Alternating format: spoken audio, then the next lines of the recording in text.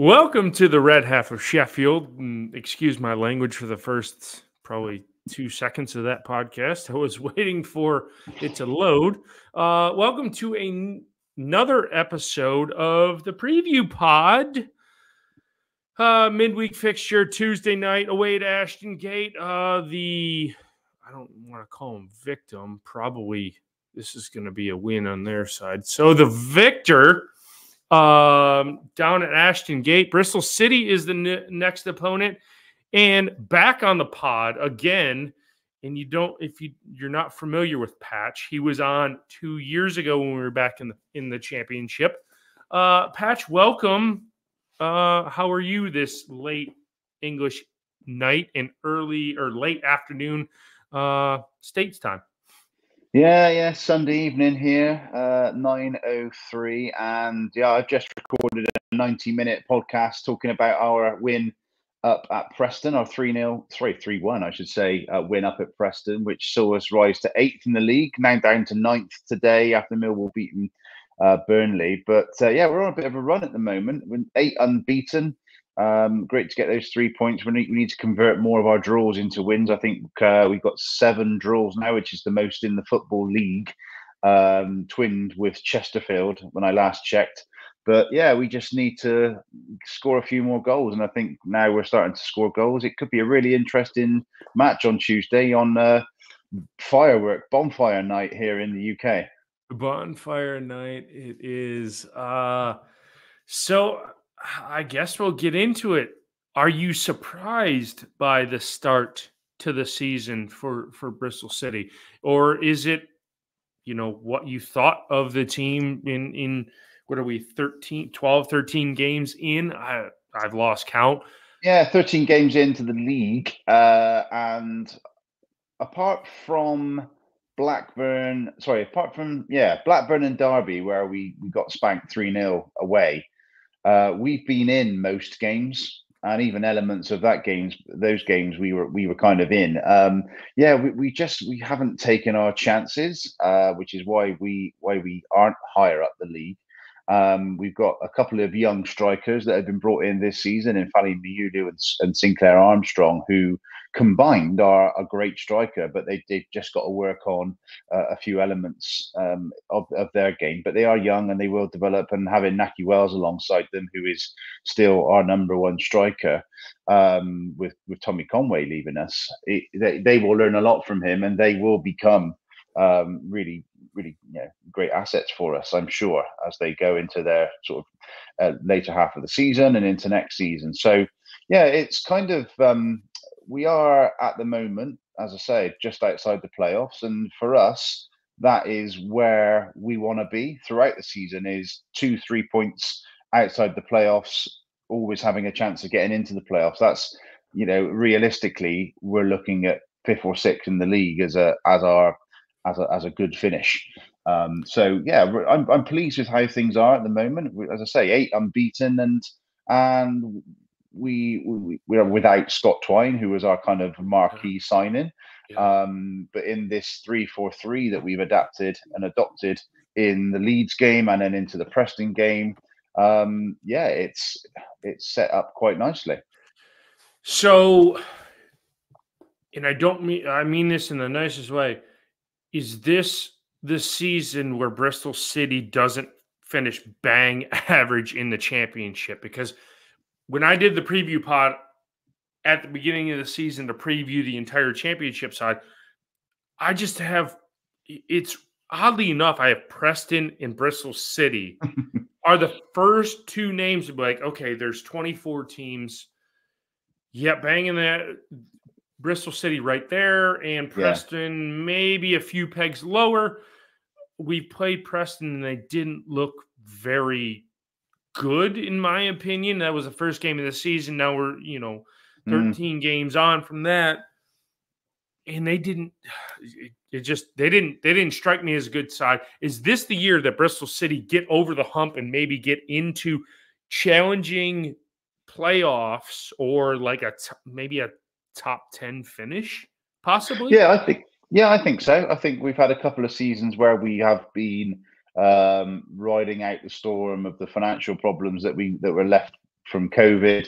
Nigel Pearson, as everyone sort of says, steadied the ship, brought through a few youngsters out of necessity, really, of clearing out some of the more expensive players in the squad, and have respectable finishes mid-table. And that's kind of where we have been. You're quite right. And I think this is, Liam Manning has slowly turned the squad around, and it's becoming his squad, his players, and that's something that I think, whether we get there this season or not, but we're definitely going to see an improvement this season. I think we finished 11th in the end last season, so I fully expect a better performance in terms of league finish than that. So yeah, we've still got players to come back from injury. We've got competition for places. We're starting to now score goals.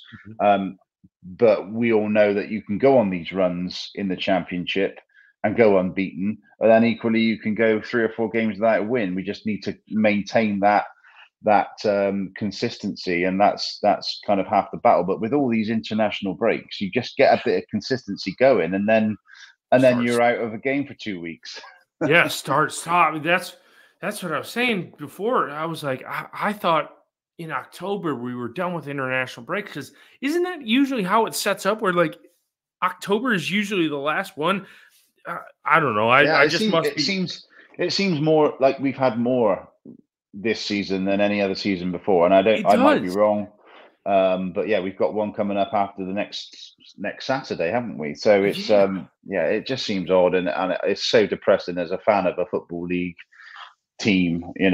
As much as I love England and I get behind them in the tournaments, like most English football fans, it's really hard to take when you've got Nations League and all of that sort of thing. I'm much more behind my club when it comes to those things, and I miss it so much. It's so start stop, and it's like, okay, we run off 3 or 4, and then it's there's another international break. Yeah.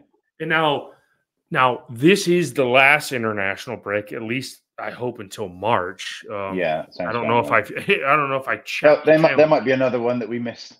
Yeah, there might. Yeah, somewhere in there.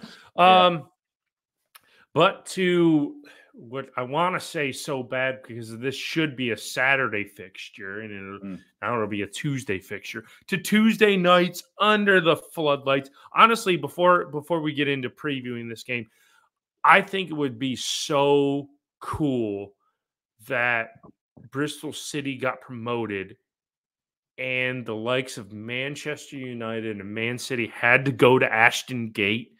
Oh my God. Oh man.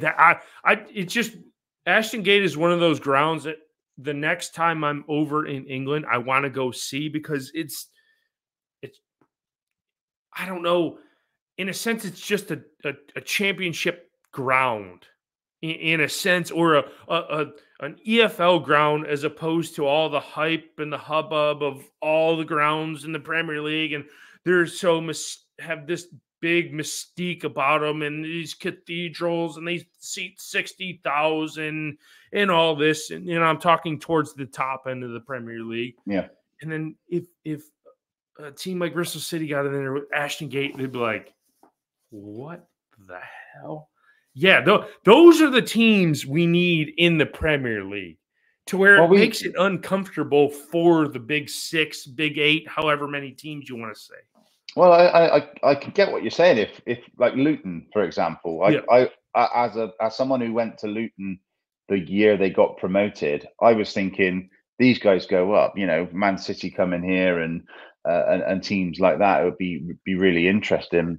We've had Man City and Man United to new Ashton Gate, redeveloped Ashton Gate in 2017, 2018, and beat Man United and gave Man City a really good game. And it's when it's packed out on a night game, and there's the atmosphere gets whipped up, and it's good on the pitch, the crowd get behind it, you get 27,000 in there.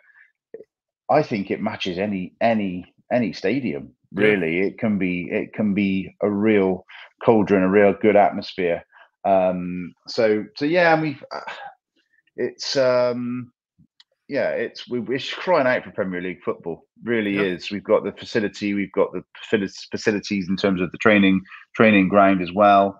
It'd be interesting to see where it kind of ranks in terms of stadiums, because you've got some teams in the Premier League that have got lower capacity, older, more rundown grounds, and we just need to get it right consistently on the pitch. And you came on our podcast just before we started this one, and we were doing our ratings, and if we keep getting people getting 7s out of 10 and above, then we're going to be in the playoffs. That's the long and short.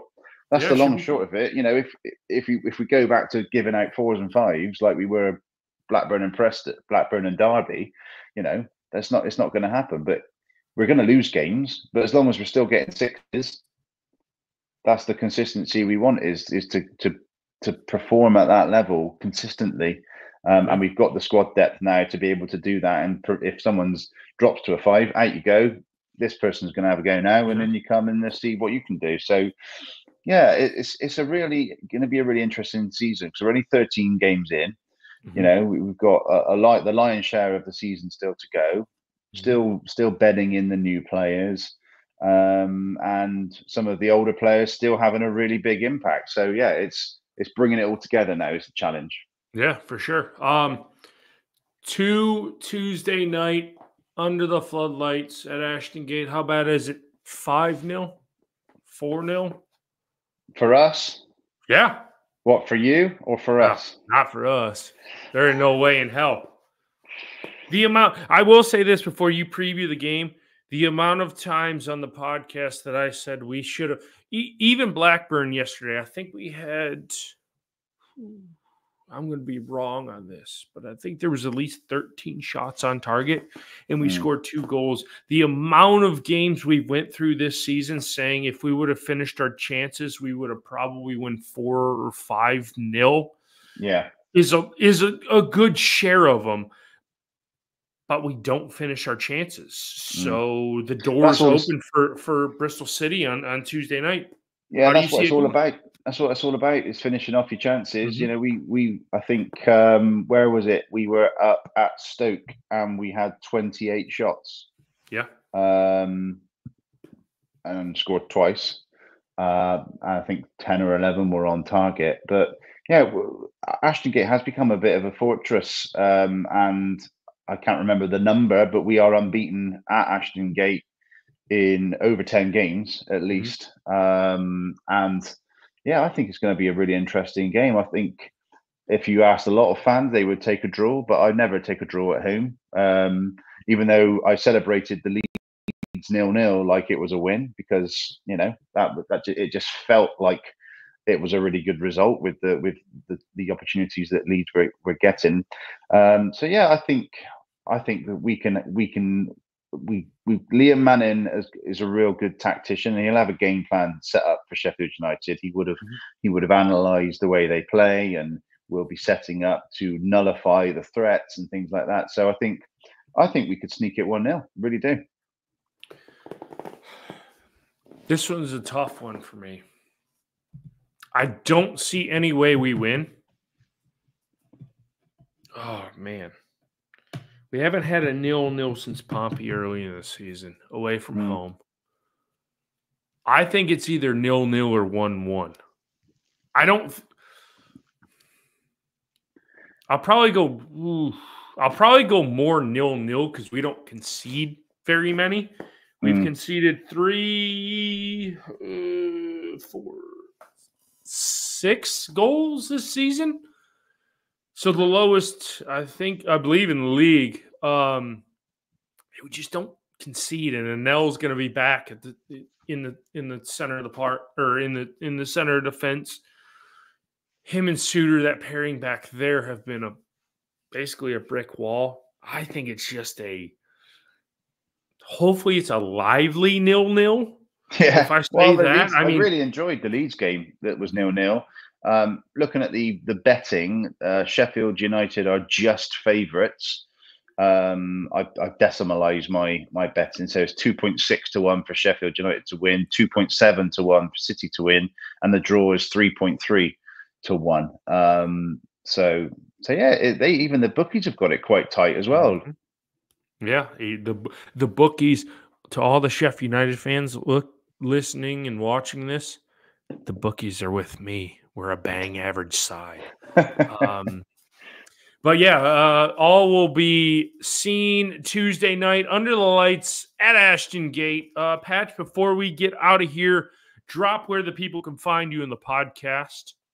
Yeah, follow us over on X at 3PIAPC, and you'll see us there on our link tree. You've got us all over every good podcast stockist. So yeah, put 3 Peeps in the podcast. We're in our 10th year as a podcast now. So we've been in it for the long stretch. The Bristol City element actually only started 4 or 5 years ago. Before that, we were just 3 guys chatting about whatever we wanted, random topics, hence the name's three Peeps in a Podcast. And the original show, as that's now referred to, is still going, but our main focus is Robin's Review, where we review every game, and Robin's Reunited, where we get 2 former players on to talk about their time at Bristol City over the years. So 3 podcasts in one. What more do you want? You couldn't ask for more. Couldn't ask for more. Yeah, guys, if you haven't done so, Red Sheffield on X, on Facebook, Instagram, YouTube, Red Half of Sheffield. Follow me, see Jarvis _13 if you want to. I don't know why the hell you would. But until I preview the next match day, which happens to be a derby or a derby or however you want to cut it, I will leave you with Up the Blades.